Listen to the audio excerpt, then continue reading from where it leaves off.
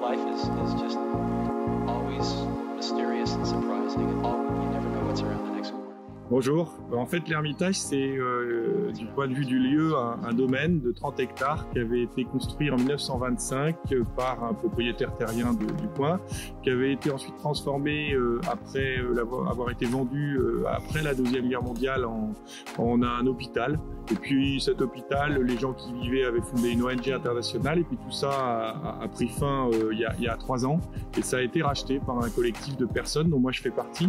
On a voulu en faire ce qu'on appelle un tiers-lieu d'innovation rurale. Donc on est vraiment dans un lieu à la campagne où un certain nombre de métiers complémentaires, de gens au profil, au parcours, aux envies complémentaires dans un collectif essayent de développer ensemble dans le même sens une activité. Il y a plein de métiers en fait à l'Ermitage. On est à peu près une trentaine et c'est pas encore terminé.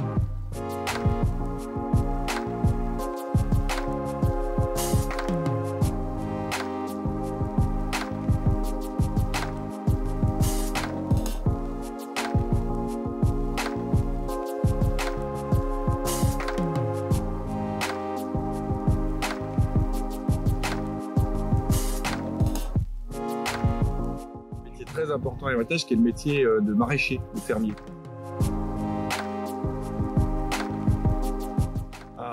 Alors on a déjà à peine commencé à développer, donc ça fait à peine 3 ans qu'on est lancé.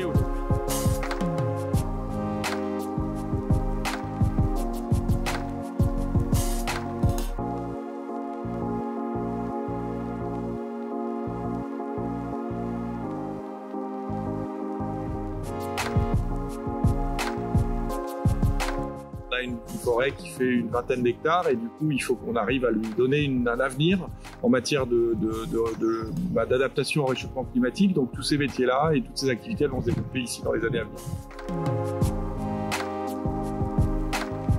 La forêt par exemple est accessible aux gens du village et alentour, mais des gens qui veulent travailler sur des projets concrets peuvent nous contacter, des gens qui viennent acheter de la bière parce qu'il y a un brasseur, des gens qui vont commencer à acheter des légumes en circuit court avec une AMAP pour en venir à la ferme acheter leurs légumes.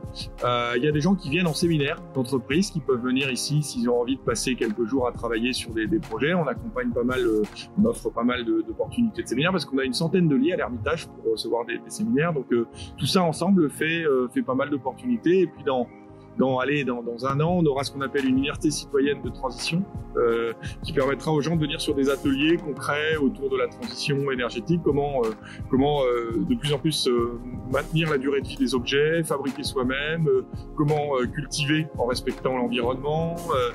Tout ce qui touche à la transition des territoires en fait sera traité dans cette université. Qu'est-ce qui me met en forme?